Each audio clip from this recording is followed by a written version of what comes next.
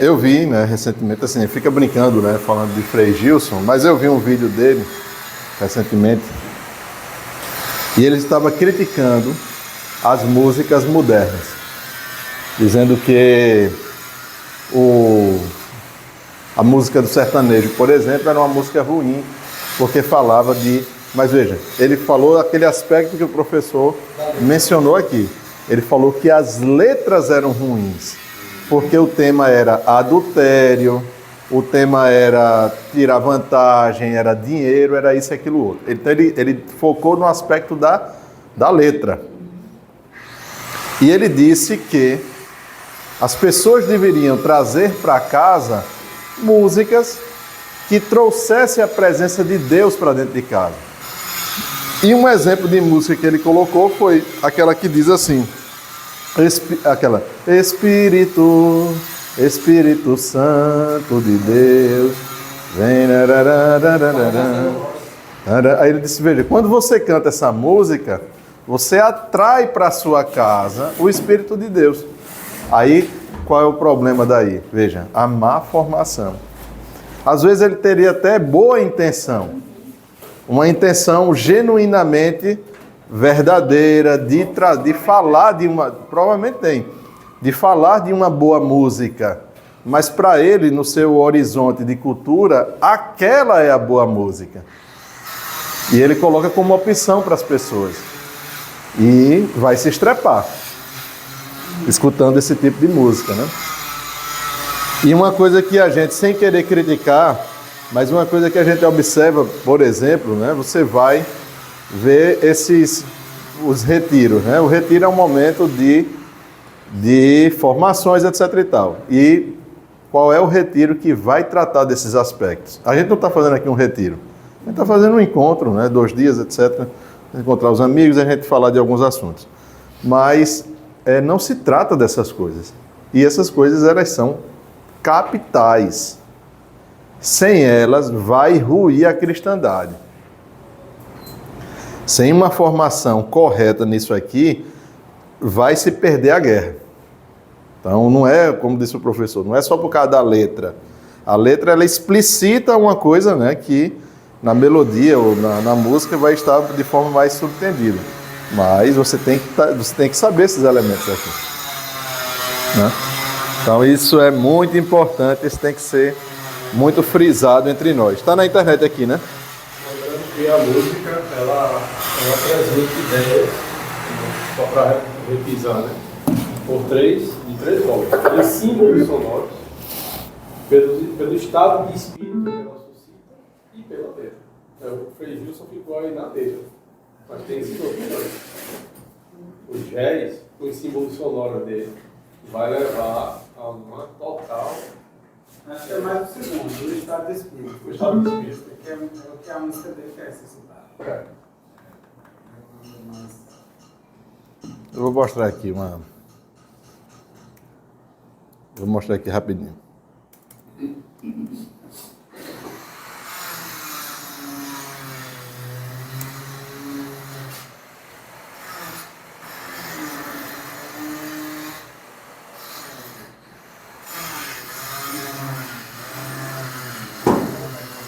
Pode começar. Vamos então falar a palestra vai ser sobre o teatro francês e vamos tocar hoje na figura desse personagem aqui, o nosso caro Cyrano de Bergerac. Tá? Vocês notam aqui uma característica que ele tem. Qual é a característica de Cyrano? Oi? Nariz proporcional. Ele tem um nariz desproporcional. Né? Falta Falta ele a harmonia. Né?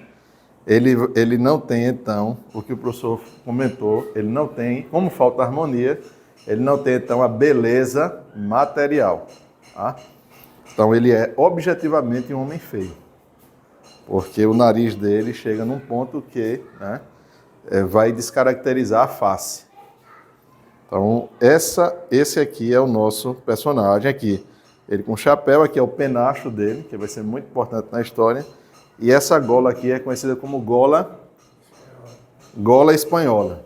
Tá? Então, quando vocês virem essa gola aqui no personagem, é chamada gola espanhola. que deixa o queixo erguido. Não deixa a pessoa...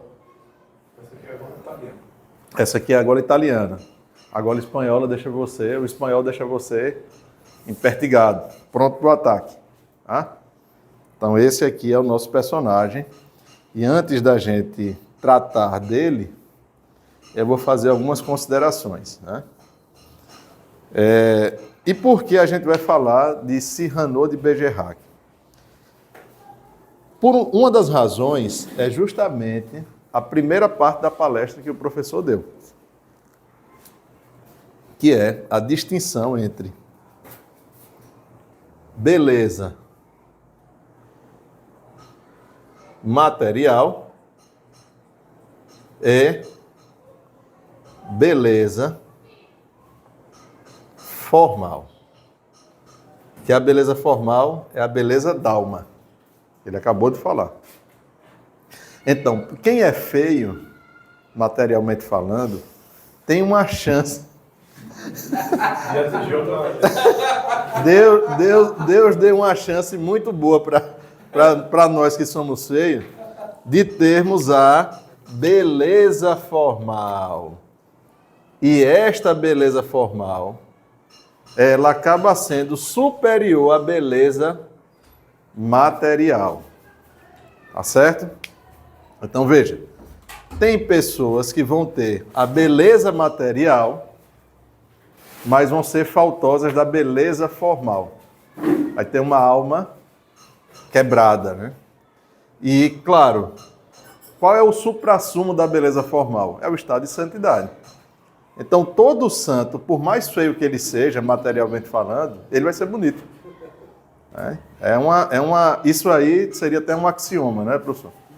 Então, todo santo, ele vai ter, sim, a beleza. Porque Deus não está dissociado da beleza. Onde tem Deus, tem beleza. Onde não tem Deus, fica parecendo com o bairro da... Não vou nem citar aqui para o pessoal, não. Mas fica parecendo alguns lugares do Recife que é cheio de pichação.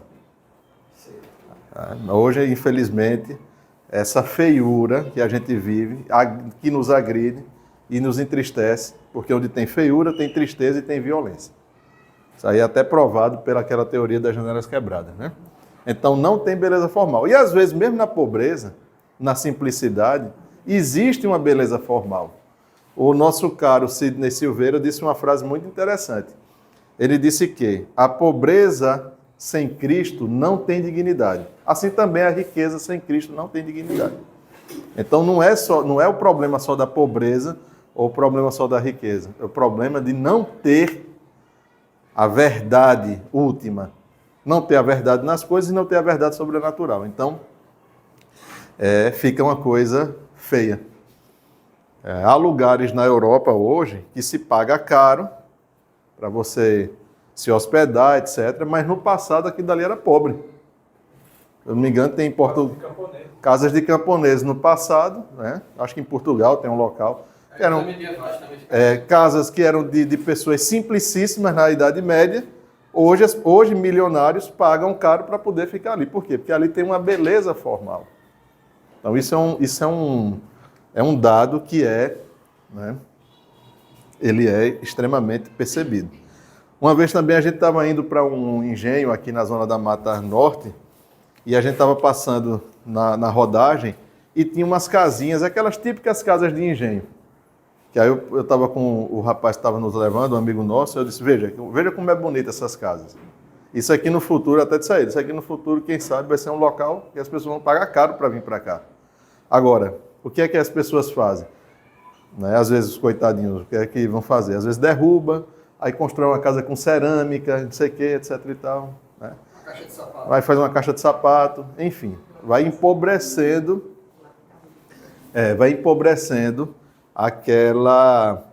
aquele jeito simples, mas que tem uma beleza formal. Então, o livro, ele vai trabalhar esse duplo aspecto com dois personagens. Quem vai ter a beleza formal no livro vai ser o nosso caro Cyrano de Bergerac. Eu vou dizer quem é ele. E quem vai ter a beleza material e não vai ter a beleza formal vai ser cristiano. Tá? O cristiano ele vai ser apresentado como um personagem bonito, mas ele era faltoso de talento com as palavras. Para vocês se situarem no tempo, vejam só, o nosso caro Edmond Rostand, quem escreveu a peça foi, vou botar depois o rostinho dele aí, foi Edmond Rostand. Ele também escreveu, no final da vida dele, uma peça muito famosa chamada Chantecler. Alguém já ouviu falar dessa peça? Chantecler era um galo que ele acreditava que o canto dele fazia nascer o sol. É uma peça... Essa peça aqui, o do Cyrano de Bergerac, é uma peça que tem elementos de drama, mas também tem elementos de comédia. Ela é uma peça dividida em 5 atos, então é uma peça que dura quase 4 horas. Ela fez um sucesso estrondoso quando ela foi apresentada, inclusive no teatro chamado Saint-Martin, mas não foi Saint-Martin aqui não, viu? Perto da Mostardinha, foi Saint-Martin em Paris, Porto de Saint-Martin, o local. E aí, como se tratava de uma personagem que era uma personagem histórica, o Cyrano de Bergerac, ele existiu na história. Ele foi um espadachim, também tinha laivos. Ele também tinha laivos de artista, escritor. Ele fora escritor, mas ele não tinha lá ideias ortodoxas. Até a que se diga que ele foi até... As obras dele foram até... não foram recomendadas pela igreja. Um dos iniciadores da ficção científica, ele tem um livro sobre viagem à Lua, tudo mais. Era uma personagem histórica que serviu de inspiração para Edmond Rostand escrever a peça dele, que foi a peça de maior sucesso, e que até hoje, olha ele aqui, e que até hoje é a peça, esse é o Edmond Rostand, até hoje é a peça, né? Até hoje é uma espécie de símbolo da cultura francesa. Bora? Vai. Até hoje é símbolo da cultura. Olha ele aqui. Ele aqui tá tampando a lente. Por que apaga? Porque tá tampando a lente. Vai, mostra aí para o pessoal, vai. Mostra aí pro pessoal. Agora vai ficar. Pronto, esse aqui é o nosso cara Edmond Rostand, bigode aqui, típico bigode do século XIX. Se esse bigode tivesse aqui, ele ia ser... Né? Esse aqui é o nosso cara, pode pegar, extremamente talentoso, muito habilidoso com as palavras. E aí o que acontece? Ele foi, em um momento que ele estava passando férias, ele foi a uma cidade no interior da França, e lá, casualmente, ele andando lá na rua, e aí ele para e conhece um jovem que estava apaixonado por uma menina típica francesa, que ela tinha um certo pedantismo. Ela exigia que o menino tivesse habilidade com as palavras. E o rapaz, embora fosse um rapaz com certa inteligência, um rapaz com boa intenção, ele disse, olha, eu não tenho habilidade nenhuma. E aí, conversando com ele, percebeu que era um escritor, né? Se mostrou como escritor, tudo mais, etc. E o Edmond Rostand disse assim, eu vou te ajudar. Então, eu vou te dar eu vou te ensinar, né, a você ter habilidade com as palavras para você conquistar essa menina pedante. E realmente, ele ajudou o rapaz e o rapaz conseguiu namorar com a menina e se casar com ela. Ele gostou da brincadeira, né, o autor gostou da brincadeira e ele se inspirou para escrever o livro, né, o livro que até hoje, como eu falei, é de enorme sucesso. O livro, ele está ali, então, naquele caldo, né, do século XIX e tem características românticas. Então, é um livro tributário do romantismo. Então, como ele é tributário do romantismo, esse livro vai ter alguns probleminhas. Tá certo? ele vai ter, então, alguns probleminhas. É um livro que você tem que ler com cuidado. Ele serve período romântico, né? Ele vai servir para tirar, você pode tirar elementos que possam trazer uma grandeza por causa da riqueza do personagem. Agora você tem que ler o livro com cuidado. Por quê? Porque o livro, como ele é da fase romântica, ele vai ter alguns problemas que a gente vai colocar aqui. Tá? Isso para dizer que, embora uma obra ela seja de um período como o romantismo, por exemplo, que até hoje não morreu, a gente estuda na literatura, né? Fase romântica, depois do romantismo veio o realismo, naturalismo, como se o romantismo tivesse ficado ali e permanecido. O romantismo existe até hoje, o movimento romântico está vivo até hoje. Tá? Talvez um dos movimentos artísticos mais fortes da história. Na palestra do professor eu falei, né, que ele influenciou muito essa questão da música também, etc. E no teatro, né, aqui com o nosso caro Edmond Rostand. Então ele vai ter alguns elementos e eu vou aqui trazer um aspecto aqui do romantismo, aqui desse livro, Elementos Esotéricos e Cabalísticos nas Visões de Ana Catarina Emmerich. Deixa eu trazer aqui uma frase aqui que vai ser a tônica deste livro. Tá? A satisfação, primeiro vai a definição do romantismo. Do romantismo ele não vai ter uma definição, há uma dificuldade de se definir o romantismo. Existem N definições de romantismo, aqui o professor diz aqui no livro dele. Tá? Uma das definições que ele pega aqui é que seria, deixa eu ver aqui, seria definir o indefinível, conhecer o incognoscível, obter um conhecimento absoluto e salvador, um conhecimento redentor da natureza e do homem, capaz de conceder a vida eterna e o retorno à inocência primitiva, são fórmulas que demonstram bem o parentesco doutrinário direto que o romantismo tem com a gnose. Por quê? Porque o romantismo e a gnose têm esses dois elementos aqui. Por quê? Porque o escopo do romantismo é definir o indefinível, é conhecer o incognoscível. Então, como ele vai conhecer o incognoscível, ele então vai apelar para mais uma postura do que propriamente uma apreensão abstrata de uma verdade. Então, para o romântico, a grande satisfação dele está na insatisfação, ele compraz-se nela. A psicologia romântica caracteriza pelo querer sentir o sentimento, desejar o desejo por amar o amor. Tá? Então, veja. Insatisfação, aquilo que o senhor falou do jazz, por exemplo, não tem uma solução.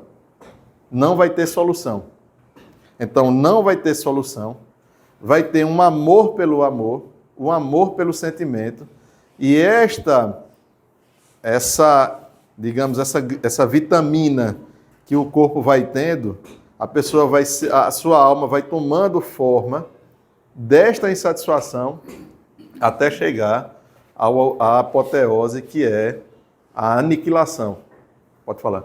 Tem um escritor americano, um pianista também, chamado Charles Rosen, que escreveu um livro muito importante sobre o romantismo. E ele falou contrário àquela ideia que as pessoas têm de que os românticos tentam exprimir uma experiência que eles tiveram através da obra de arte. Então, sei lá, perdeu a mãe, ficou triste, vai escrever uma música triste. Ele disse que não é bem assim. Diz que os autores, os compositores mais interessantes, frequentemente compunham uma obra e eles tentavam, então, se identificar com ela. Era uma coisa assim, como se fosse algo a posteriori, talvez, né? De você querer, por amar aquela obra, ele queria se transformar nela, se adquirindo as características dela pouco a pouco, até se tornar uma espécie de personagem meio fictício, de certa forma.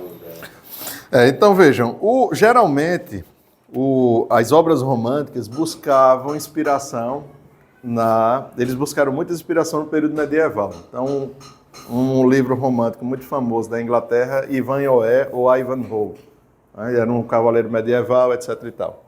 O romantismo, por exemplo, Mendelssohn na música, ele foi o responsável por resgatar a obra de Bach, que estava já praticamente, ninguém ouvia mais Bach, e assim, estava perdido na história. Então, como eles têm esse resgate histórico, eles sempre vão fazer essa busca com elementos da cultura, da sua cultura local, o que vai ensejar, então, a questão do nacionalismo. Então, o romantismo está associado com o nacionalismo. No caso desta peça, poderia-se pegar uma personagem medieval, mas ele escolheu uma personagem do século XVII. Ele é do século XIX, ele escolheu uma personagem do século XVII, e esta peça soou de forma tão francesa que acabou virando febre na França. Então as pessoas sabiam de cor várias passagens que são muito bem feitas e muito bonitas do Cyrano de Bergerac. E a personagem principal, que é ele, é uma figura interessantíssima de valentia, não só de valentia, mas de uma alma inteligente, sagaz, como é que eu posso dizer? De grandeza, né? De espírito de entrega. Então, tudo isso fez uma composição do ideal, digamos assim, do francês daquela época. Eu vou, então, fazer um resumo geral e depois a gente vai entrar em alguns aspectos aqui da obra. Qual é a história do Cyrano de Bergerac? Qual é a história aqui qual é a história que se conta? É o seguinte, ele é um cadete da Gasconha. Então, aí você vai saber o que são os cadetes da Gasconha, que era um destacamento militar da Gasconha. Então, por isso que ele andava com essa roupa aqui, que essa roupa que ele utilizava era a roupa dos cadetes da Gasconha. A Gasconha é onde passa o rio Dordogne, né? Ali no sul da França, perto da região do Languedoc. Então, ele era o cadete da Gasconha, né? E ele era primo de uma menina chamada Roxana, que era uma mulher de rara beleza. Essa Roxana era cotejada por um conde chamado de Guiche, que era casado. Veja, ele era casado e ele cotejava a Roxana porque ela era muito bonita. Além de bonita, era uma menina que tinha seus dotes também, né? Intelectuais, etc. E aí, o conde de Guiche tinha feito um acordo com um homem chamado Valvert, que o Valvert casaria com ela de fachada e o conde de Guiche ficaria amante dela. Veja que situação.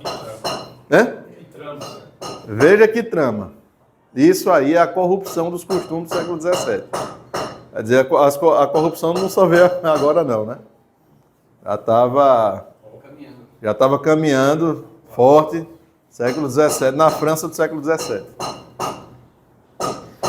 E aí, ela não dava muita atenção a ele, né? Ela não queria essa situação. Mas o conde de Guiche ficava lá nas insistências dele.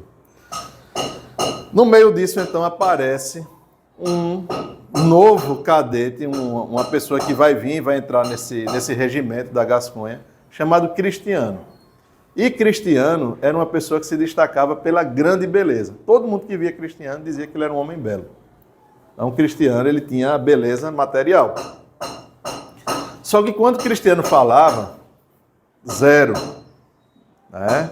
Não tinha lido Platão nem Aristóteles. Ele era simplório, ele não conseguia falar. E ele reconhecia isso, que ele não tinha talento. Como ele era muito bonito, ela se encantou, a Roxana se encantou por ele.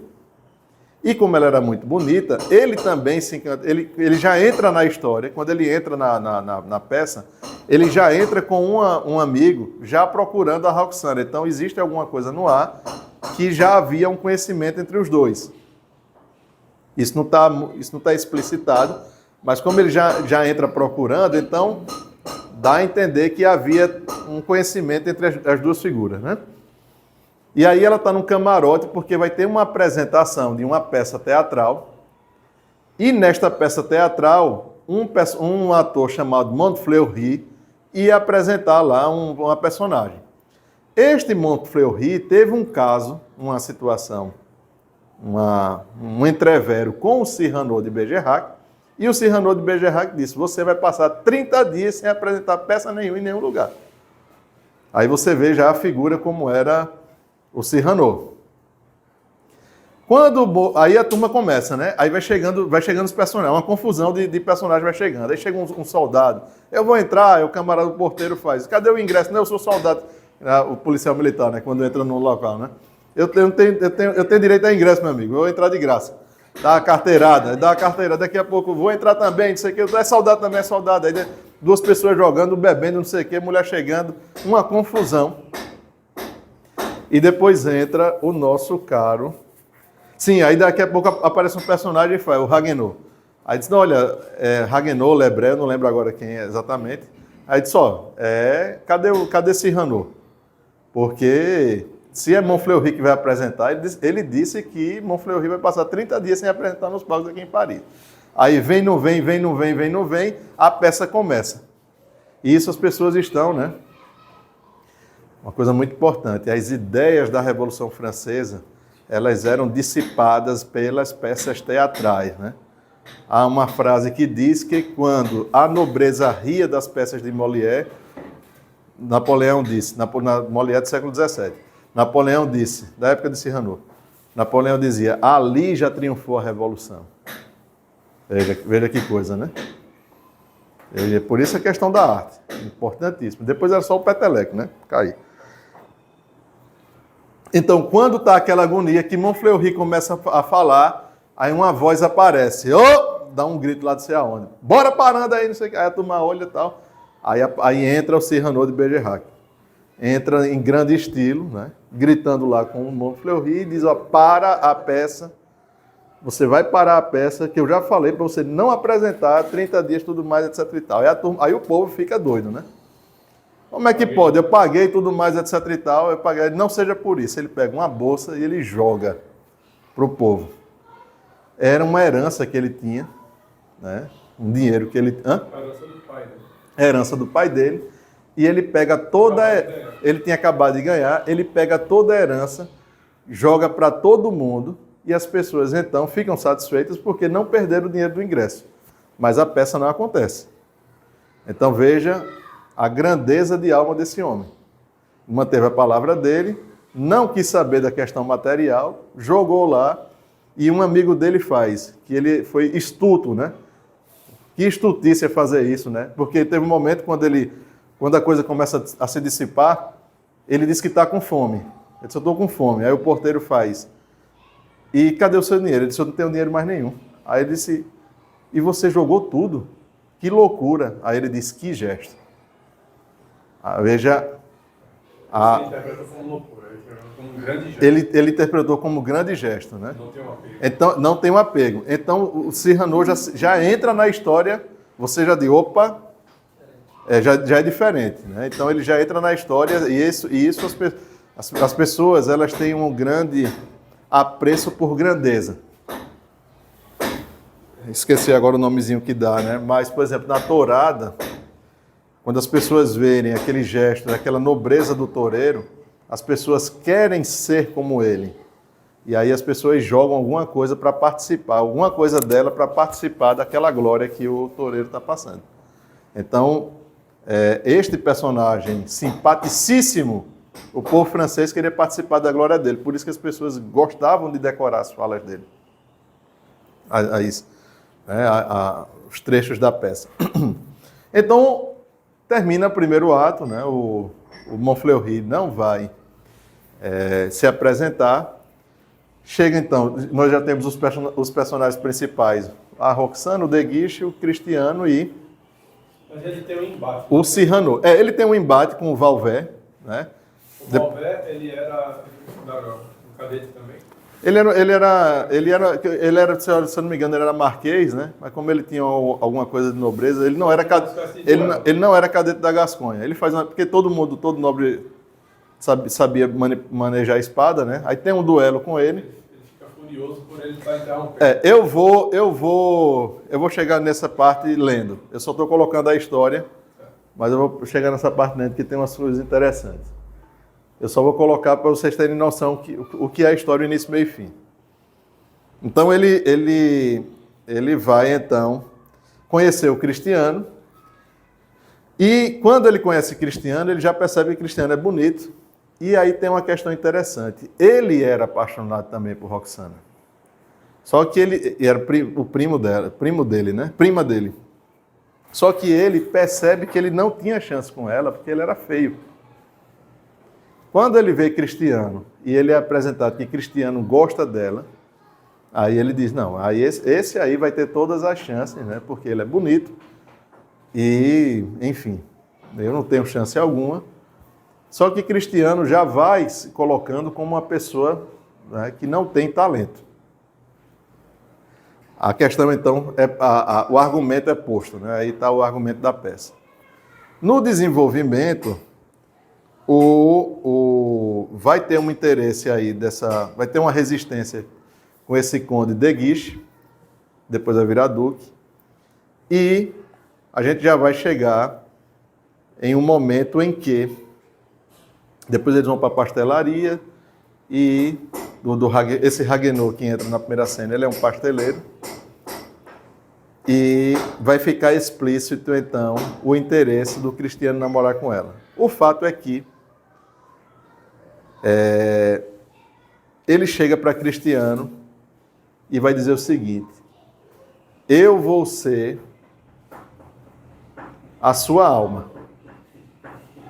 Então você vai se apresentar a ela com sua compleição física, mas sua alma vai ser eu. E aí tem uma cena muito famosa da sacada, que o Cristiano aparece para ela e ele fica numa sombra, o Cyrano fica numa sombra dizendo palavras para o Cristiano, e o Cristiano fala para ela.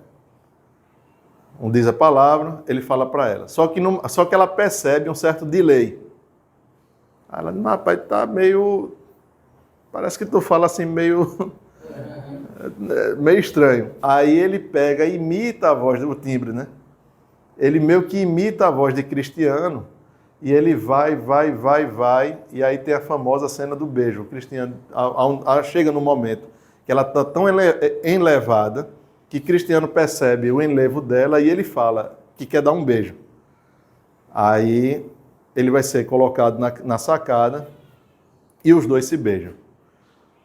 No meio disso aí, o De Guiche vai tentar, de todas as formas ainda,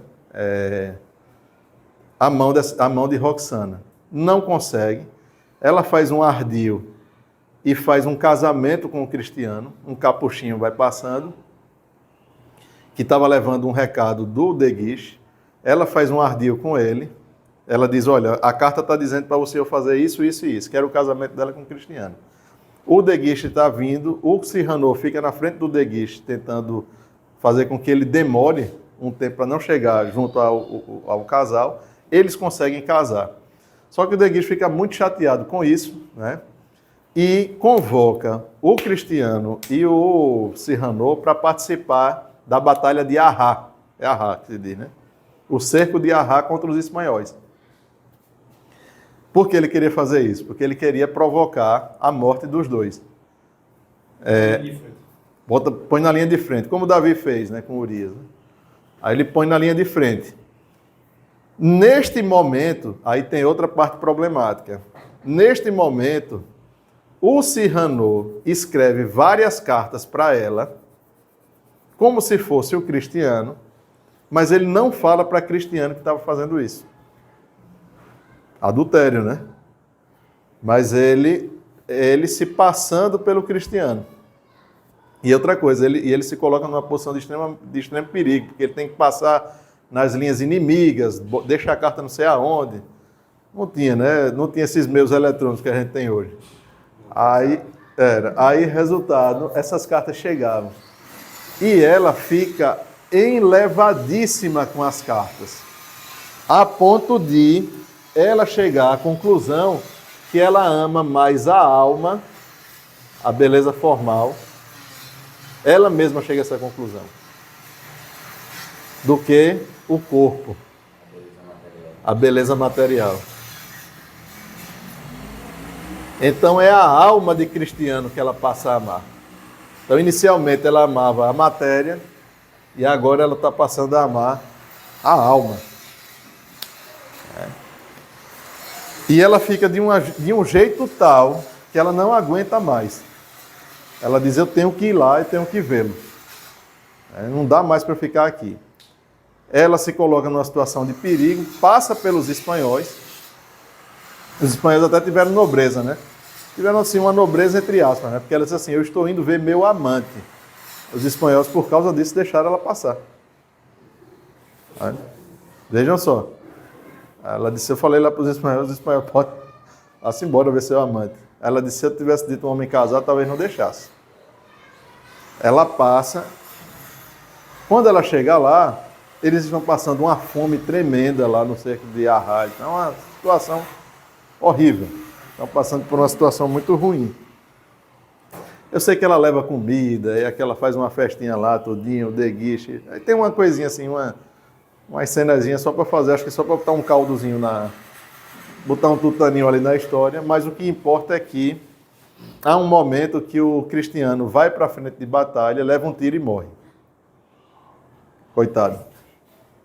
Né?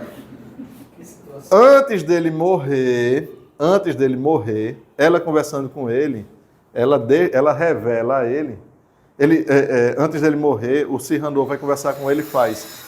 Se ela perguntar sobre as cartas, aí ele, que carta?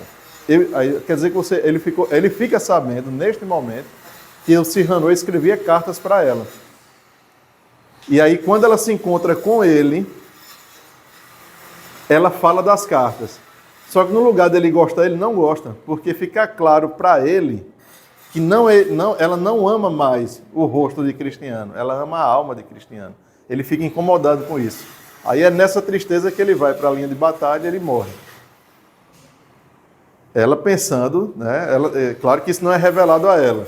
Ela pensando que era ele mesmo que mandava. Então ela fica arrasada com a morte dele. E por causa disso, ela entra num convento. E ela passa cerca de 15 anos num convento. Durante este período que ela passa no convento, todos os sábados, o Cyrano de Bergerac a visita.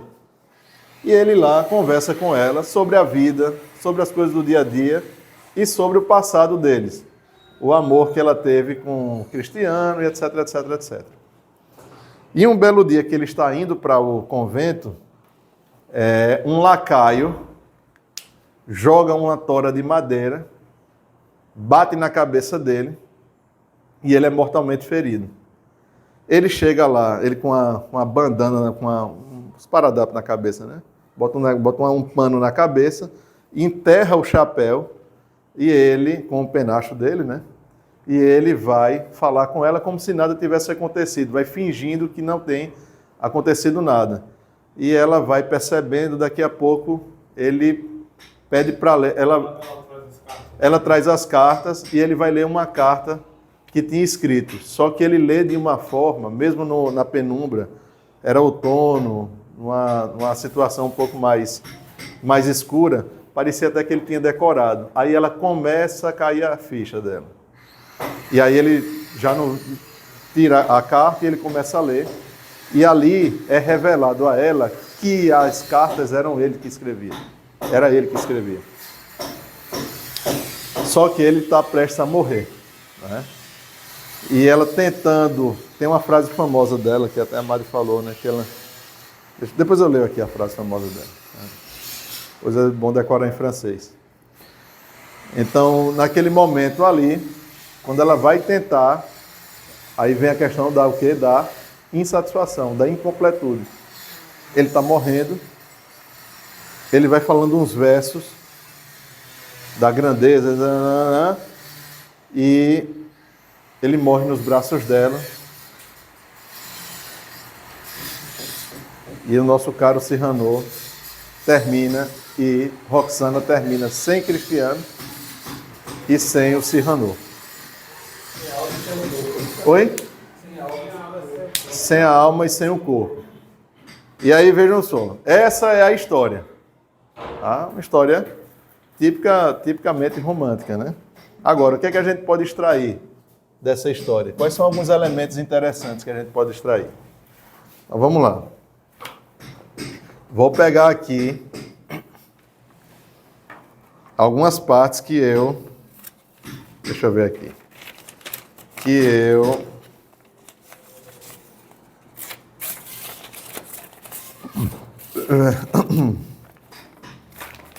Página 56 e 57.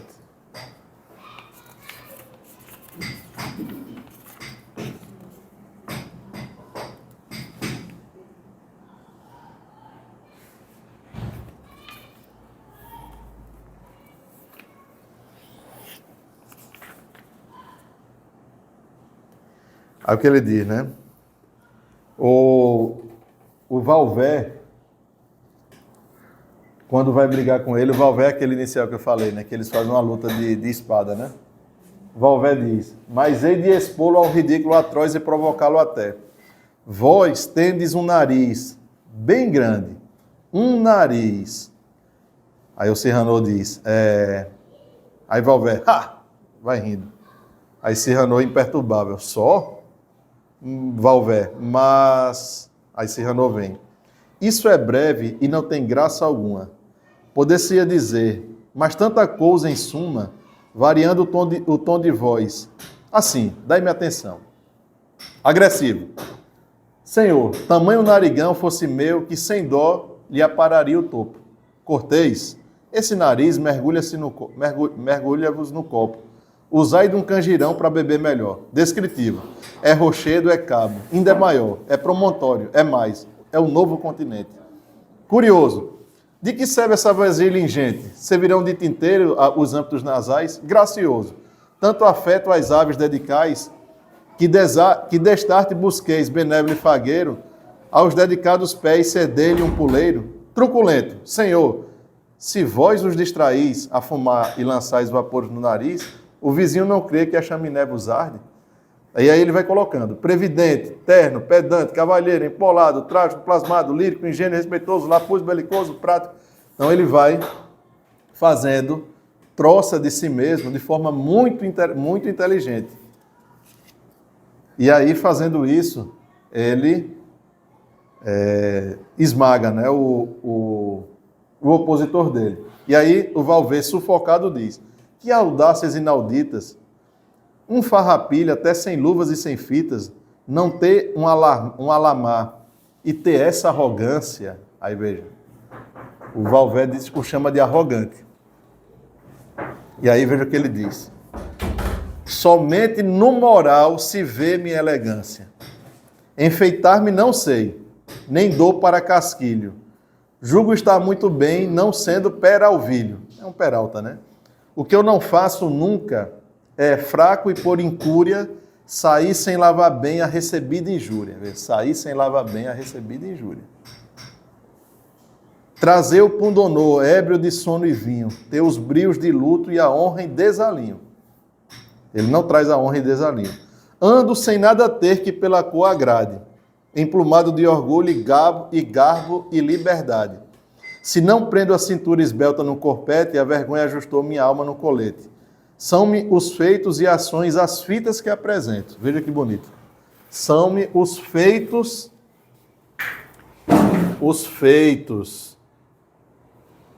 e as ações.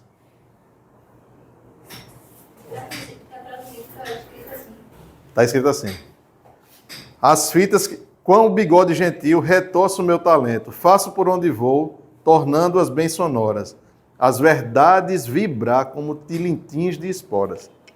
Então é uma pessoa que é extremamente verdadeira, que tem como sua grande marca os feitos e as ações. Ele não se importa com o problema material que ele tem.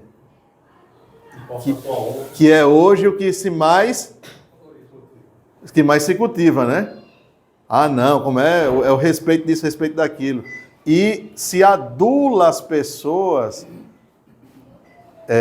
destacando alguma deficiência ou alguma outra coisa que ela tem, adulando e tornando então fraco. O Cyrano era fraco ou era forte? Ele com aquele nariz, ele podia ficar todo, né, tímido, sem querer se mostrar, colocando alguma coisa, fazendo até uma plástica, né? Não tinha plástica naquela época, né? Uma tesoura. Mas então, se colocando fraco. Mas não, quando ele sofreu bullying do Valvé, o que foi que ele fez? Ele se saiu por cima, ele esmagou o outro, demonstrando a pobreza vocabular dele e dizendo, olha, tem tantas possibilidades de você... Para descrever meu nariz, agressivo, cortês, isso, outro, etc. Entendeu? Então, veja, uma alma, então, isso aqui é uma coisa que ensina muito, entendeu, professora? Esse tipo de alma, né? Então, veja, você pode tirar um elemento interessante disso aqui? Pode. Embora a história tenha esses probleminhas que eu falei, pode-se tirar a grandeza. Se apossando disso aqui, pode ajudar um aluno que esteja presente. Isso, pode ajudar um aluno. Então, por isso que é importante. Qual é um dos motivos da gente falar de Cyrano? Porque é um exemplo de uma personagem que você, dando aula, falando com uma pessoa, você pode utilizar esse personagem para elevar o ânimo da pessoa. Entendeu? E a gente ainda vai mais aqui com outras partes que são belíssimas, né? Então, pronto. Então, ele vai seguir aqui. Ele vai dar uma estocada no fulano, porque assim, ele luta com o fulano e ele vai fazer uma poesia de improviso. Faz uma poesia de improviso. Eu não vou ler aqui, mas é bem interessante. E no final da poesia, ele faz, ao fim da quadra eu vos toco, né? Que ele vai tocar o... Ele vai lutando, fazendo a poesia e quando, no final da quadra ele dá um toque. Então vou dar um exemplo aqui. Ele faz, fechando os olhos, deixar-me procurar as rimas. Pronto, achei. Vai dizendo aí ele vai dizendo e fazendo, né? Vai lutando e vai rimando. Com graça ao meu feltro arrojo e lentamente e gentil, deste manto me despojo. Ele tinha um manto, aí ele tirava o manto então. E arranco do ferro hostil. Aí ele vai dizer Celadon. Quem é Celadon? Aí a questão da erudição aqui do nosso caro Cyrano. Celadon é o nome do pastor apaixonado, personagem principal do romance L'Astre de D'Urfé. Então, e arranco do ferro hostil. Celadon no porte eril, com destreza eu me desloco. Aí está lá, se deslocando com destreza. E vos previno, imbecil, que ao fim da quadra vos toco. Aí ele toca no fulano. Então ele tinha, veja a alma dele como era leve, mesmo no perigo, mesmo na guerra, mesmo numa batalha, ele ainda tinha estado de espírito para fazer uma quadra e lutar com o opositor dele. Deixa eu ver aqui outra passagem. Interessante que essa discussão dele aí. Qual coisa você bota pausa aí, viu, amigo? Enquanto tu... Nessa discussão deles dois aí, esse nome vai falar. Imbecil, patife, canalha. Aí ele disse, muito prazer. E eu, Cyrano. Eu sei. Como se ele dissesse, eu sou imbecil, patife, ele disse, muito prazer. E eu sou Cyrano. Isso. Deixa eu ver essa parte aqui. Deixa eu ver. É aqui, ó. Mas, Senhor, aí ele vai, estarei eu sem luvas? Engraçado. Restava-me uma só, de um par muito surrado. Essa mesma, afinal, causava-me desgosto. Deixei-a por aí ficar em qualquer rosto. Ele deve ter batido com a luva em um rosto de alguém. Aí Valvé, patife, bruto, vil, ridículo, magano, insolentaço. E eu, Cyrano Saviriano, barão de Bergerac. Aí todo mundo ri. Tirando o chapéu e saudando como se o Visconde o tivesse apresentando, né? Apresentado. Então, veja, ele pegava tudo isso aí, né? E Não é uma pessoa interessante? Deixa eu ver aqui. Ele vai dizer aqui, ó. Aí ele vai declarar. Aí ele vai declarar, é a dor que ele sente, né? Ele vai dizer o seguinte aqui, ó.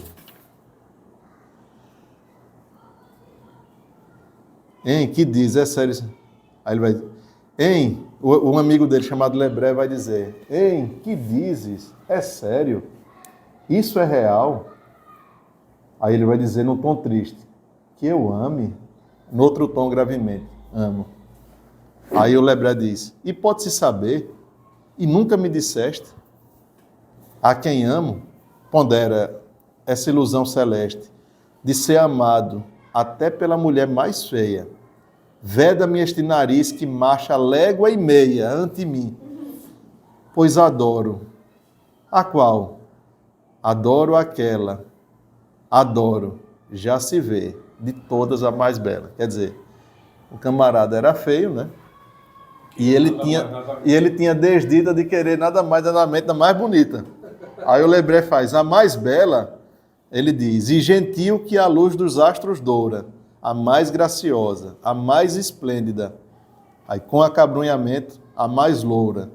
Ah, meu Deus, quem será tal fênix? Um feitiço, mortal sem querer ser, fatal sem dar por isso. Uma rosa de abril, dulcíssima cilada, onde se oculta o amor e faz uma emboscada. Quem quer que a viu sorrir, tem visto o que é perfeito. Nela tudo tem graça, o olhar, o menor jeito, os movimentos seus. Em tudo ela é divina. E Vênus, ao subir a concha na carina, e Diana, que é a deusa grega, né, da caça, percorrendo o bosque secular, invejam-lhe o donar e o modo de pisar. Veja que poesia bem feita, né? Aí é a questão do romantismo. O romantismo fazia coisas muito agradáveis, né, professor? Poesias muito bem feitas. Aí o Lebré faz, Caspité, percebi, é claro. Aí ele diz, é transparente. Madalena Robin, Roxana, justamente. Aí ele vai dizer, né, que ama a Roxana, né? Amas. É o caso, então, de logo declarares. Hoje que te elevaste em glória aos seus olhares. Qual foi a glória dele? Lutar contra o Valvé, naquela situação que ela estava lá, né? Aí ele vai dizer, repara em mim, Lebré. Repara que distância me deixa da aventura esta protuberância. Oh, não tenho ilusões, contudo reconheço que numa tarde azul às vezes me entristeço. Entro em algum jardim que o tempo aromatiza, o meu nariz fareja abril que se matiza. Sob um raio argentino, meu tristonho olhar, segue um casal feliz e põe-me a pensar que essa faixa de lua etérea me convida a levar pelo braço uma mulher querida. Eu me exalto, eu me esqueço e quando menos penso, vejo em sombra no muro o meu nariz imenso. Aí é que está a situação dele, né? Ele tinha consciência disso, né? Aí ele diz, aí o Lebré vai tentar ajudar o irmão, né? Aí já vês, meu amigo, aí o Lebré faz, meu amigo, aí o Cyrano faz, já vês, eu tenho tristes horas, a sentir-me tão feio e tão sozinho. Aí o Lebré diz, choras? Chorar? Nunca! Há de ser medonho este cariz, se o pranto me correr por cima do nariz. Não deixarei jamais, embora a dor disfarce, o divino esplendor das lágrimas juntasse a tal deformidade. A lágrima sincera é tudo que há de mais sublime. Eu não quisera que, excitando ao motejo a pérola magoada, fosse uma só, por mim ridicularizada. Aí ele diz, não se aflija que o amor é mero acaso. E aí ele vai. Então, assim, nesta cena 5, está claro, então, o sofrimento dele com a protuberância do nariz, né? Oi? A sua falta de beleza material, né? Então ele vê ali, que dali para ele era um sofrimento. Mas era um sofrimento que ele esmagava com a beleza. Ele esmagava com a beleza formal. Hoje, será que as pessoas têm noção da beleza formal, né? Hoje está um grande problema de beleza formal, né, professor? Então, ele vai seguindo aqui. Deixa eu mostrar aqui uma parte bonita dessa peça.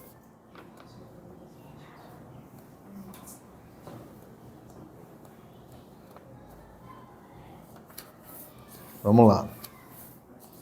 A pastelaria.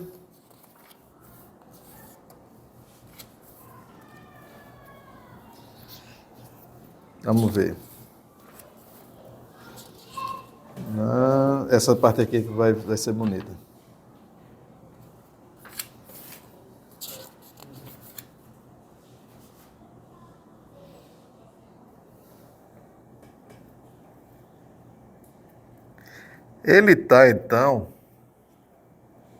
Ele está começando a escrever uma carta. Ele ali está meio que reticente. Ele está escrevendo uma carta para ela. Ele vai escrever uma carta para ela. Porque o amigo dele convence que ela está apaixonada por ele. Hoje você teve um dia de glória. Você teve um dia de glória e tudo mais. Aí ele fica meio que convencido. Ele começa a escrever uma carta. Aí ele faz, continuando a parte, batendo no peito. Uma só de quantas sinto em mim, escrevendo porém. Aí ele pega a pena, torna a pegar na pena. Pois escrevamos assim. Essa carta de amor que eu faço a vida inteira e que refaço em mim 100 vezes de maneira que se puser minha alma ao lado do papel, basta-me só tirar-lhe a cópia bem fiel. Aí ele começa, né? A escrever. E aí vai entrar... Na próxima cena, na cena 4, vai entrar... deixa eu ver aqui. Aí ele começa a escrever.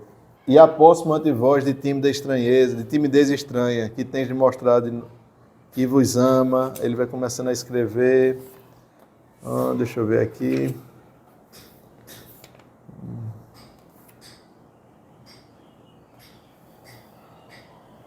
Aí ele vai falar da carta. Ele diz, a carta só pretendo tirar caso um vislumbre tenha de esperança. Ou seja, ele está reticente ali, né? Mas essa esperança dele vai ser... Aí quando ele encontra com ela, ela vai revelar que gosta do... Ela vai dizer... Veja... Aí quando ele encontra com ela, ela vai dizer... Isso, para ele diz assim, eu vou entregar se eu tiver uma esperança, ele diz, né? Aí ela vai dizer, agora decidi, o aroma do passado alenta-me e perdoa o que faço. Ele começa a conversar com ela sobre questões da vida deles, etc. Aí ela diz, eu confesso amar uma pessoa. Aí ele, que disso nem tem suspeitas. Por ora, ele diz novamente, porém vai sabê-lo em breve. Ele me adora. Aí ele lamenta, né? Mas a timidez sempre lhe vedará dizer-me o seu amor, que é sem limites. A vossa mão tem febre e sinto-lhe o calor. Eu li nos lábios dele a confissão do amor. Aí ele vai dizer, Aí Roxana, acabando de fazer uma ligadura com o lenço. E esse por quem nutre um meigo sentimento, sentou praça, meu primo, em vosso regimento. Que é o nosso caro Cristiano, né? Pensando que era para ele. Era para ele. Ele, ela... Não, assentou praça em vosso regimento. Assentou praça em vosso regimento. Pois ele é cadete em vossa companhia. Leio-lhe na fronte o gênio, a galhardia, é nobre, espirituoso, altivo, lindo. Tudo que ele é, né? Ela já achava isso dele. Menos lindo ele, né? Aí ele faz, lindo. Que tendes? Ele não é nada. Mostrando a mão. É o golpe. O golpe é o lindo, né? Ele diz o golpe, né? Esse é o golpe, né? Aí ela concluindo, eu amo. Demais disso, o herói do meu romance no teatro é que eu vi, mas isso de relance. Não vos falaste nunca? Os olhos simplesmente. E como conheceis? Conversa muita gente lá na Praça Real sob as tilhas. E eu vim desse modo a saber que ele é cadete, sim, e chama-se Barão Cristiano. Sim, Cristiano, de Noivilete. Qual não é cadete? Engano. Desde hoje de manhã que entrou na companhia de Carbon de Castel Jalô. Carbon de Castel Jalô é o comandante dos Gascões. Eu não sabia. Aí a Aya diz, Senhor, eu devorei os bolos e os pastéis. A Aya estava comendo os bolos e os pastéis fora dessa sala. Pois devorai agora os versos dos papéis, que ele colocou os bolos e os pastéis embrulhados em versos. Porém, filha, vós sois escultora da linguagem, se fosse um profano, um bárbaro, um selvagem. Roxana, de um herói de Dufay parece ter o dom. O Dufay é aquele teatrólogo que faz aquelas poesias, né? Aqueles teatros que eu já li no final. Bem, mas se o vosso herói falar sem tom nem som, não, que adivinho nele uma linguagem douro. Aí você vê que ela já está partindo para essa exigência da linguagem, né? Aí, sim, é douro falar, quando o bigode é louro. Porém, se fosse um nécio, eu morreria já. Foi para me dizer que me chamaste cá? Não descubro a razão de proceder-vos dita. É que desde ontem mesmo alguém me pôs aflita, dizendo-nos que vós na companhia sois todos da Gasconha. E todos a porfia provocaremos quem, firmando em proteções. Se introduz entre nós legítimos gascões, é disso que sabeis? Temi pelo perigo que ele corra. Ela já está temendo pelo perigo dele, né? Pois não. Mas disse então comigo, isso é Roxana dizendo, né? Ao ver-vos grande herói, cheio de 1000 denodos, castigando a insolência e resistindo a todos, bastava ele querer, é intrépido. Adivinho, serei o protetor do vosso barãozinho. Então ele vai lá para ela e vai dizer que vai, promete proteger de hora em diante. Aí vós o defendereis, jurais, não é verdade? Sempre eu vos dediquei sensível amizade, sim, sim. Mas vós sereis seus amigos, mas vós sereis amigos, ele asseguro. Nunca se baterá, poderá jurá-lo, juro. Oh, quanto vos estimo, agora dai licença. Aí ele, sim, sim. Que ele me escreva, 100 mais tarde contareis. Que valentes sois, 100 homens, que bravura. Mas eu fiz depois. E aqui ele vai então colocar-se. Ele vai apresentar os cadetes da Gasconha.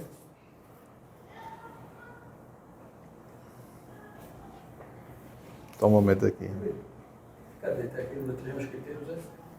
Esse cadete da Gasconha é aquele... Ele parece um mosqueteiro, mas não é um mosqueteiro, não. Deixa eu ver essa parte aqui.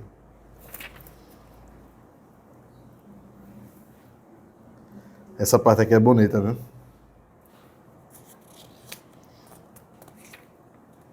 Essa parte é bonita.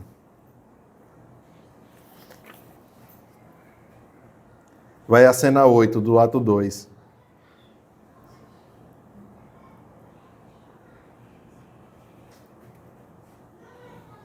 Aí veja, Lebré vai falando com ele, né? E vai dizendo assim.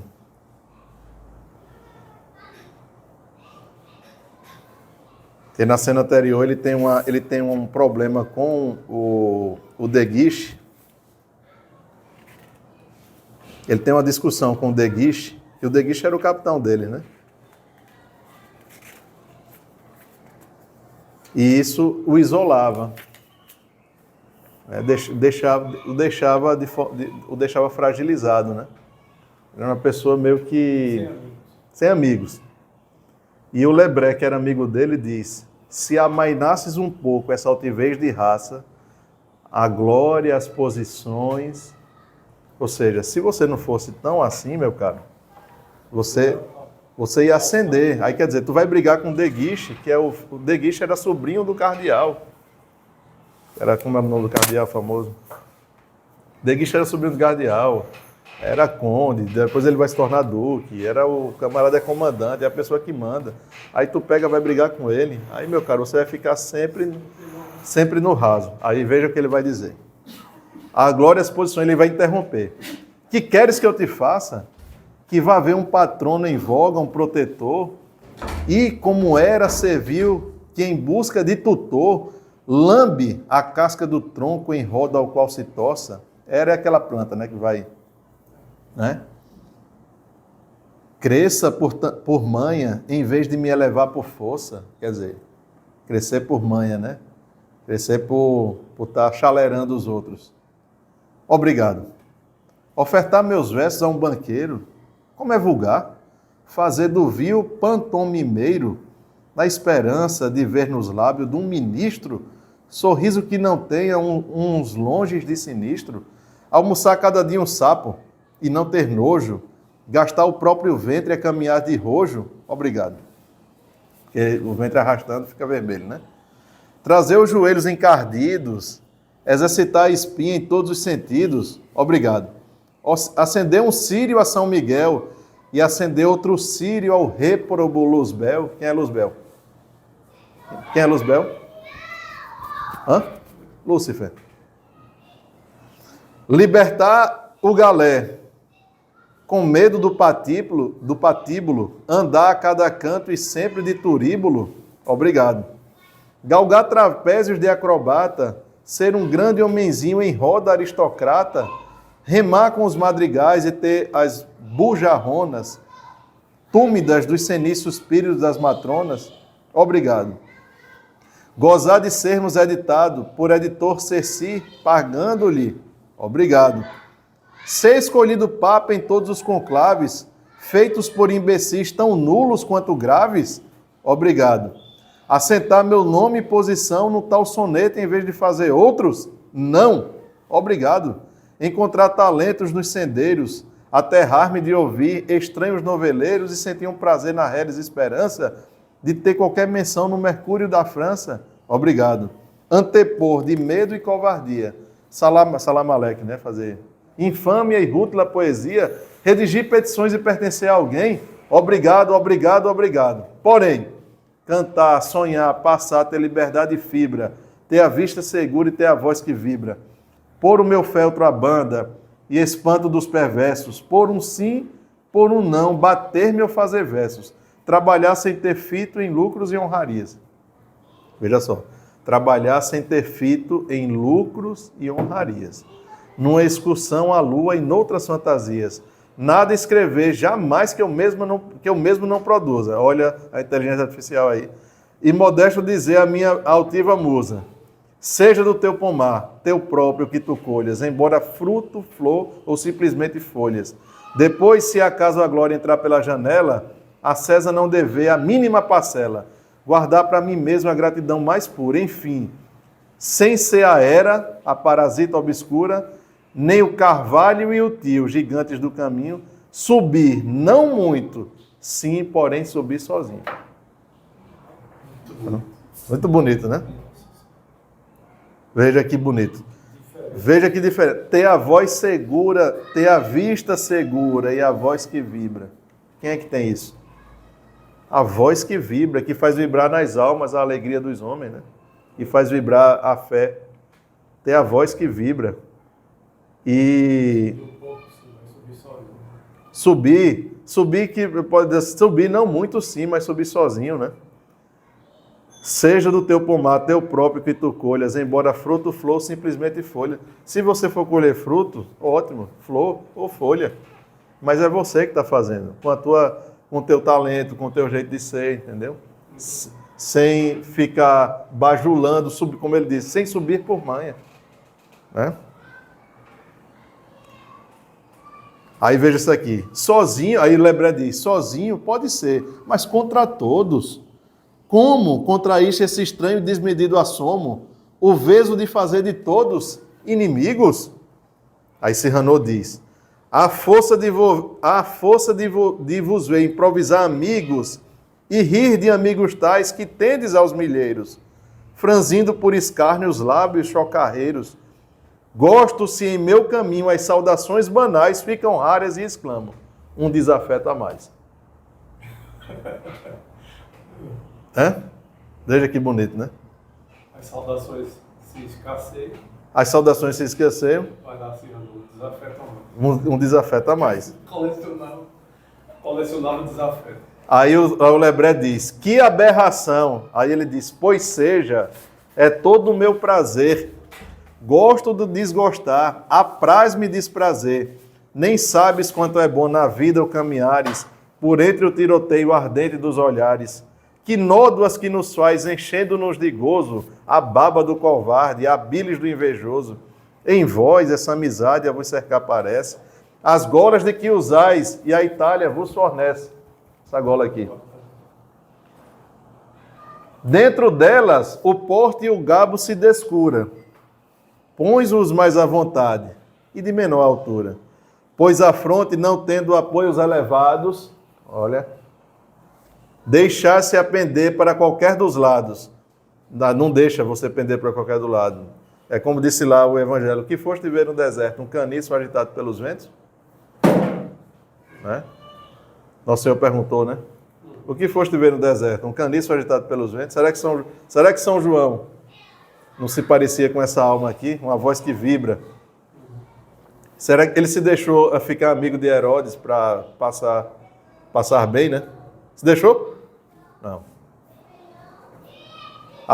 Aí ele vai dizer: pois a fronte não tem um apoio elevado, deixai-se pender para qualquer... A mim, trata-me o ódio igual a igual. Apresta o colar que me força a levantar a testa, que é o colar espanhol. Cada inimigo a mais me serve de empecilho. Faz-me novo tormento e dá-me novo brilho. Quer dizer, ter um inimigo para ele é brilho para ele, é honra, né? Os inimigos nos honram também, né? Os amigos nos honram, de verdade, os inimigos também. Pois, ao colar de Espanha, em tudo semelhante, o ódio, se é golinha, é glória deslumbrante.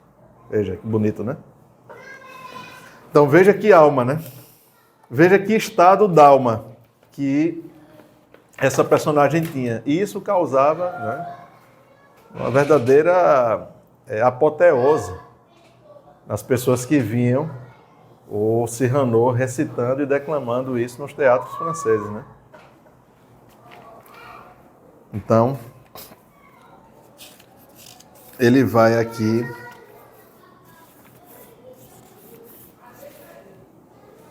Aí Cristiano tem uma hora que vai dizer, né? Se eu me revelar, esvai meu feitiço. Aí Cristiano vai dizer, aí você vai ver a contradição bem clara aqui. Poder exprimir as coisas com finura. Aí Cyrano diz, ser um rapagão de esplêndida figura. Aí Cyrano vai dizer, no arranque, eu te empresto, empresta-me também a tua bela figura, e formemos os dois o herói de uma novela.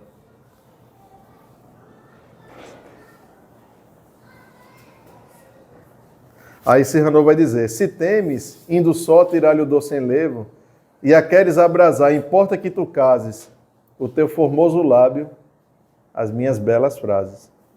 Ou seja, o formoso lábio do Cristiano, as belas frases dele. Então vai ter uma cena aqui muito famosa, que é o beijo de Roxana, que vocês vão ver aqui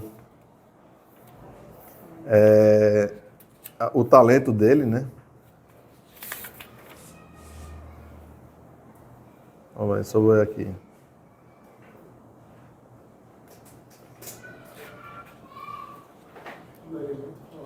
Oi? Já são 12h30, né? Só um momento aqui.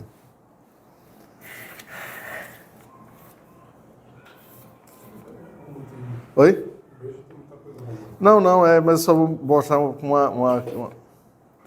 não vou mostrar essa parte toda, não, só para ver o talento dele.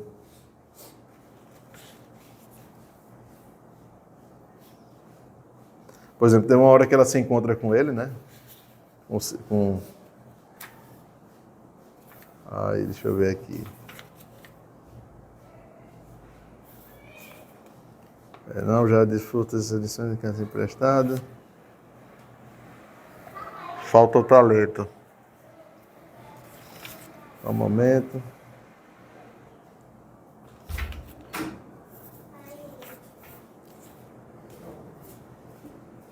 Quem me chamou? Fui eu. Quem sois? Cristiano. Vós, com desdém.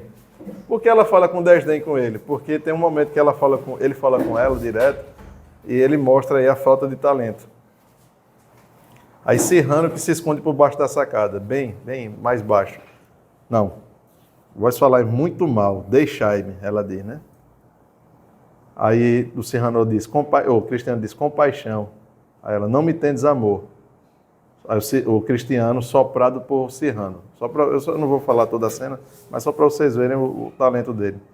Ó céus, vós me acusais de falta de um amor que aumenta mais e mais. Aí ela, opa, que mudança. Este amor cresceu dentro em meu peito, onde o fatal menino achara brando leito.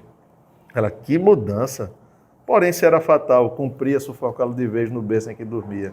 Tentei-o, mas em vão, que o fero pequenino tinha a força, o vigor de um Hércules menino. Ela, que mudança. Que Hércules matou 2 serpentes quando estava no berço, né? E cruel estrangulou bem cedo as serpentes, orgulho e dúvida. E aí ele vai, né?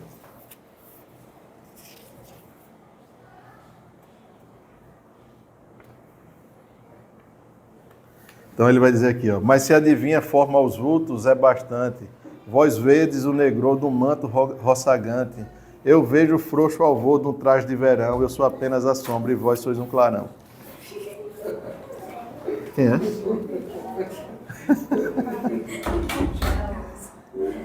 Ele vai dizer, cada olhar teu suscita uma virtude nova, mais um valor em mim. Percebes esta prova de amor? Vês em minha alma delicada crença? E aí pronto, aí vai ter o beijo deles. E aí vai ter então, eles vão casar, o De Guiche vai mandar eles para a guerra e vai ter a morte do Cristiano. Então vou aqui para o fim.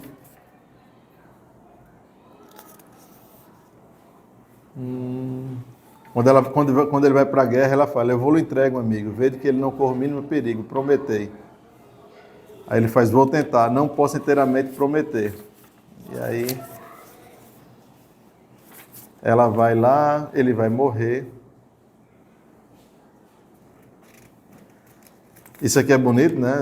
Essa cena aqui, ele vai dizer, o dito agudo sim. O primeiro cadete vai dizer que ele tem sempre um dito agudo, ou seja, tem a palavra afiada, né? Deixa aí.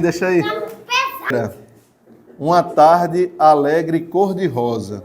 Aquela, né? Je voudrais mourir. Preferindo morrer por um... Ó, o dito agudo, sim. Quem me dera. Uma tarde alegre e cor-de-rosa. Por que cor-de-rosa? A tarde. É o pôr do sol, né? Preferindo... Na verdade, no francês é un ciel rose. Un ciel rose. É um céu rosa mesmo. É porque o professor falava céu de fogo, né? Preferindo morrer por uma causa honrosa e dando às mãos de um bravo o derradeiro arranco sobre a leiva da glória e num combate franco, sentir-me trespassado da morte sobre o leito, um dito agudo, o lábio, um ferro agudo, o peito. Bonita essa citação.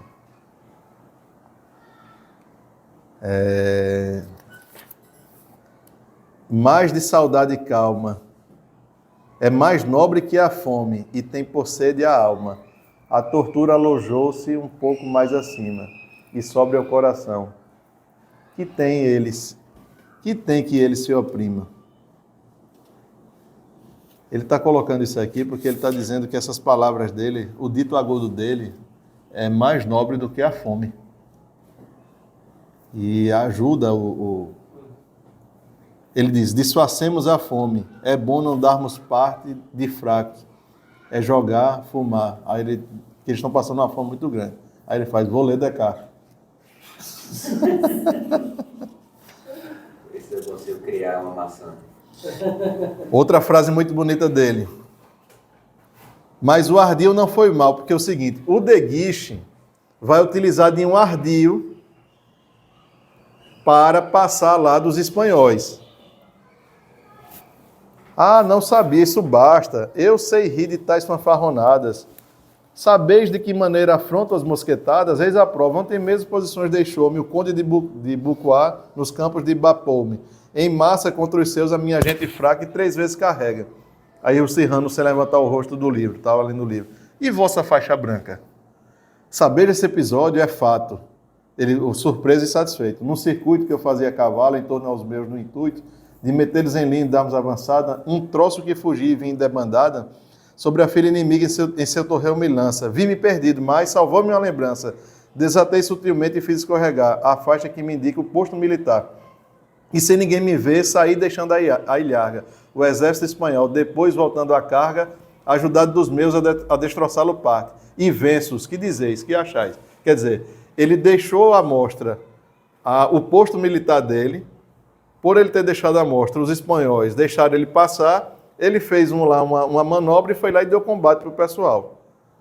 Aí o Cyrano diz que Henrique IV não veria ante si nem força nem barranco que pudessem privar do seu penacho branco. Ou seja, o Henrique IV, né, ele não ia abrir mão do penacho branco dele, da posição dele. Aí ele vai dizer, mas o ardil não foi mal, porque me pôs a salvo. O De Guiche vai dizer, o ardil que eu utilizei me salvou minha pele. Aí o Cyrano vai dizer uma frase muito bonita. E a honra de servir aos inimigos de alvo, dessa eu não abro mão. Eu quero ser alvo. Grandeza, né? E aqui a gente vai para o fim, então guardem essa grandeza de Cyrano, ou seja, sem ardil, sim, não. Tudo isso aqui. E aí ele vai morrer tudinho e aí a gente vamos para o final. Ele vai dizer que ela vai passar, né? Um vento. Aí ele vai dizer, Cristiano diz a ele, todo o seu amor pertence-te. Vai dizer ele, porque ela passa a amar a alma, né? E vamos então para a morte dele, que já está tarde, daqui a pouco dá 1 hora já. A Gazeta de Cyrano. Vejam, vamos ver a morte dele. Cyrano há de morrer de morte acidental. Que é esse lacaio que mata aí. Ele vai dizer, e olhai na queda que primou, nesse breve passar do ramo para a terra, quando as flores caem, né? Elas põem um donaire, a morte que as aterra não faz que antes de vir apodrecer no chão, deixem de ter caído um ares de ascensão. Então ele caindo vai ter um ar de ascensão. Ele que foi tão só, que foi tão, né? Como ele disse, ele sempre esteve à sombra para o sucesso dos outros. Aí ela vai dizer, aí ele vai estar lendo a carta. Meu coração te segue a todos os instantes. Isso é a carta que ele escrevia para o Cristiano, né? Que ele passei passando por Cristiano. Meu coração te segue a todos os instantes, e será sempre, até nos páramos distantes, o mesmo coração que é apaixonado em levas. Como é que podeis ler assim tão bem nas trevas? E dizer que ele fez 14 anos a fio esse papel jovial de amigo prestadio? Roxana, aí ela vai dizer, ereis vós.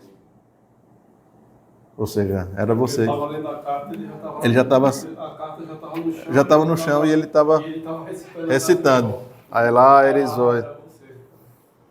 Quanta luz que nasce e quanta luz expira, ela vai dizer, porque todo esse tempo, essa fatal mentira, e essa carta não é daquele que morreu, e esse pranto era o vosso? Aí ele vai dizer, esse sangue era o seu, estendendo a carta. Então, por que deixais a misteriosa essência evolar-vos hoje? Por quê? A minha vida. Ele vai dizer, a minha vida foi ser o inspirador que se explora e se ouvida. Pode ser a alma do... Pode ser a alma de um professor, né? O professor pode ter isso na alma dele, né? A minha vida foi ser um inspirador que se explora e se ouvida. Bonita frase, né? Ele vai dizer, de um golpe nobre no coração, de frente às mãos de um cavaleiro. Dizia eu, pois bem, o fato é zombeteiro. Eis que de um modo infame assassinado, eu caio, pelas costas ferida, ao golpe de um lacaio. Que ele passa e leva o golpe, né? Tudo me falhou, até a própria morte. Senhor, Raguenou faz, né? Aí ele, Raguenou, o teu choro é muito forte. Hoje em dia o teu plecto que alô difere. Ele vai dizendo, né? Então a minha vida foi ser o inspirador que se explora e se ouvida.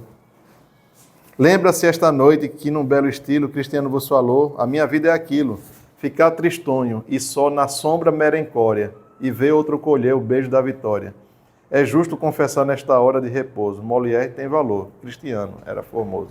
Porque, ele vai dizer isso, porque Molière, o Raguenou vai dizer que Molière, que é um teatrólogo famoso, copiou um ato de uma poesia dele. Aí ele faz, minha vida é assim mesmo. É servir dos outros de... Eu fico sempre na sombra e os outros é que levam a glória. Né? O sino as convocou, deixa aí a prece, que o sino está tocando, as irmãs do convento estão indo rezar. Aí ele vai dizer que é o segundo juízo. Devo achar o meu sonhado paraíso, hei de encontrar na lua as almas dos meus santos, Sócrates, Galileu e tantos outros tantos. Mas não posso crer que Deus seja que o mande. Um gênio, um poeta, um justo, um coração tão grande. Morrer assim e morrer. Aí ele vai morrendo, né? Espera aí. Vós, ao contrário, do feminino amor, mendigo solitário, sem carinho de mãe, sem lágrima de irmã, temi também mais tarde o olhar da barrigã. Barrigã é mulher emancebada. Graças, mercê de vós que amei despercebido, passou na minha vida a fimbra de um vestido. Outra amiga está ali, que te vem ver. Aí ele vai dizer a lua, né? É ela. Aí ele vai estar mirando para a lua. Essa amiga que vem é a lua. Aí Roxana vai dizer essa frase, ficou famosa, né? Dela. Duas almas eu choro, e só amava aquela, indicando Cyrano. Cyrano, Lebré, eu vou subir a lua ao palacente, mas sem necessitar que máquinas invente. Músico, poeta e metafísico, espadachim, soldado e físico. Viajou ideal do espaço etéreo, trocando ataque por ataque, amante envolto no mistério. Aqui repousa Saviniano, aqui jaz Herculano, Cyrano de Bergerac. Perdão, vou já partir. Espera-me um amigo. Vede, o luar descamba e leva-me consigo. Não deixeis de chorar aquele eterno ausente, bom e belo cristiano. Imploro simplesmente que quando o grande frio o corpo me revista, deis um motivo duplo ao véu que vos atrista, e o luto que trazeis também seja por mim. Aí ela disse, juro-vos. Não aqui, sentado não, assim. Aí ele começa já... Hã? Aí ele vai se levantar, que a morte já começa a cegar. Ele, não, sentado não. Assim. Não me ampareis, não quero. Esta árvore somente. Aí ele vai se encostar na árvore. Vem, já me calço os pés de mármore dormente. Enluva-me de chumbo. Aí ele enrijece. Ah, mas não me acabrunho. Venha, quero esperá-la em pé. Ele quer esperar quem em pé? A morte, né? De espada em punho. Aí o amigo dele faz, Cyrano. Ela, Cyrano, disse o Alessandro. Ele, eu creio que ela zomba do meu nariz, essa megera romba, a morte, né? Ergue a espada, e ele vai ferindo o ar com a espada. Que dizeis? É inútil, pois que o seja, não está só no sucesso a glória da peleja. Muito bonito, né? Não está só no sucesso e a glória da peleja. Não, que ainda é melhor quando o sucesso é nulo. Quem sois vós? Quantos sois? Sois 1000? Eu vos assulo? Ah, bem vos reconheço atrás desses postiços. A mentira. Pois morre, os compromissos, os preconceitos, que fazer-vos à vontade, ceder, jamais. Quem és? A fatuidade? Eu bem sei que afinal sucumbe e não vos mato. Não faz mal. Eu me bato. Sei, tudo me arrancais, a rosa, a palma, o louro. Arrancai, mas existe um quid, é um quê, né? E morredouro, que eu levo, e que ao entrar no alcácer de Deus, varrerá largamente o lumiar dos céus. E, puro como a glória, ardente como um facho, meu grado vosso eu levo, e que é... Aí Roxana fala, e aí ele vai reabrir os olhos, reconhece-a e diz sorrindo, o meu penacho. O penacho do chapéu, né? Oi? O penacho é minha alma. É a alma dele, né? Eu pensava que era ela, né? Ele pensava que é você, Roxana. Não, é minha alma, é o meu penacho. A alma dele é o penacho. O meu penacho, né? Então, assim, é uma morte muito bonita, a morte dele também, né? Tem os elementos também do romantismo aí, da incompletude, tudo ninho, mas é uma coisa que pode refletir nisso também, né? Tem frases desse livro que são fenomenais, né? Então, por exemplo, vai ceder jamais, né? Vai ceder os princípios, jamais. Ele recebeu a morte com coragem. Alguma coisa católica. tem que depurar para uma coisa. Recebeu a morte de pé, né? Lutando até o fim. Como ele disse, né? Dizendo uma palavra bonita por uma bela causa. Foi o penacho dele, a alma dele, né? Então ele morreu pela alma dele, né? É uma pessoa que se dominava, que tinha liberdade. Então subir, né? Que não seja pela manha, não agir pelos conchavos, né? Veja,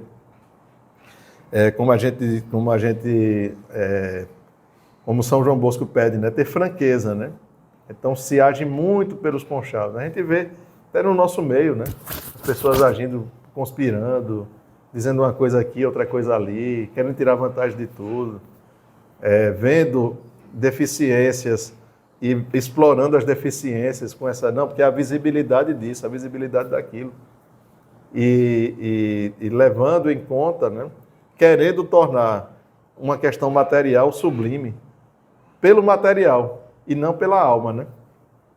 Que é maior do que tudo isso. Então, tudo isso é ensinado aqui, né? Dá para você sublimar uma obra romântica a partir de uma leitura, né? A partir dessa interpretação, né? Você vai ver, vai ter momentos ruins, vai ter a poesia, o teatro vai, né? Vai ter bobagem aqui dita, vai, mas também tem esses elementos que são muito engrandecedores. E é um dito, é uma frase, é uma coisa que você decora. Como disse Cyrano de Bergerac, meu filho, ceder nos princípios, jamais. Os inimigos, é que ele fala aqui, né? Os inimigos, né? Que eu não me furto a mostrar quem eu sou para os meus inimigos. Quando Nosso Senhor falou... quando Nosso Senhor falou que para mostrar outra face, né? Um amigo meu dizia, né? Não é porque ele quer que simplesmente bata. Ele diz assim, olha, eu ainda tenho isso aqui. É você mostrar o que você tem ainda. Não agir com ardil. Se o inimigo bate numa face, mostra a outra e não haja com ardil, né? Então, todos esses elementos eles são presentes numa obra como essa. E é importante, né, o professor, aquele que lidar com almas, saber sobre a alma de um personagem como esse. Se aprofundar na alma de um homem de penacho, do penacho branco, né? Aí o professor Orlando pegou aquela música ele fez uma coisa como se fosse o Cyrano de Bergerac com o charrete. Como é que diz a música? Meu penacho branco, né? Como é? Lembra? Ele vai dizendo, ele coloca o penacho branco em charrete, né? Sim, mas eu não estou lembrando. Existem atos de Cyrano de Bergerac em charrete. Ele pegava o chapéu dele e jogava no meio da batalha, né? E dizia, quem é que vai pegar o meu chapéu, né? Quem é que tem coragem de pegar o meu chapéu? Jogava... Hã? Os camponeses. E ele também, como o Cyrano de Bergerac, ele recebeu a morte de pé. E ele não caiu, como a gente fez na peça aqui teatral na escola. Ele não caiu, quando ele levou os tiros, ele caiu devagar, lentamente. Ele não caiu, levou o tiro e saiu, um milagre aconteceu, ele caiu devagar. E ele disse, ele falou, né? Quem vai dar a ordem quem vai dar a ordem de tiro sou eu. Foi ele que deu a ordem de tiro. Ele recebeu a morte, como o Cyrano recebeu a morte. Essa é a alma da França, né? A alma católica da França. Que tem que nos inspirar. Então, isso são coisas que a gente, né? Que sustentam a fé. Através da boa arte, através da boa poesia, né? Sustentam a fé. Ficar dissociada disso, ter uma fé dissociada desses valores, vai cair. Não é verdade? Vai cair. Então, foi apenas para que a gente tenha um aporte, né? Saber, questão do... É uma peça... É fácil de encontrar esse livro, né? Um livro que tem... Tudo quanto é canto tem, barato. Se você for no sebo, você acha um livro desse por R$5, R$10. Se tiver no sebo, o preço dele. Vale a pena comprar, vale a pena. É um livro que você lê. Eu li algumas vezes esse livro. E dessa vez, para dessa palestra, li de novo.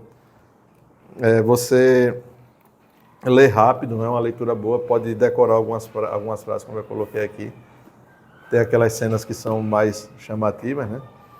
E um livro que engrandece, né? Neste sentido que a gente está colocando aqui. Não sendo visto como uma questão meramente romântica, porque ela, eita, coitada de Roxana, era apaixonada, tudo mais. Tem até filmes, né, que tem uma certa... como é? Tem uns filmes que tem até meio que... Mas eu acho mais rico mesmo o livro, né? Mas tiveram alguns personagens que foram bem representativos, né? O primeiro personagem que fez o Cyrano, que era o Constant Coquelin, o Edmond Rostand chegou a conhecer, ele foi o que deu forma a todos os personagens seguintes. Um nariz grande, etc. Ele testou 50 narizes para fazer o nariz do Cyrano de Bergerac. Então, você vê, né, a seriedade, né? Então, assim, isso é como disse o professor Emílio, né? Esse é o teatro, e no teatro se pode pegar esses elementos, né, e fazer uma coisa elevada. Então, basicamente é isso. Ok? Tá bom aí? Tem alguma pergunta? E aí principalmente na questão do... Pode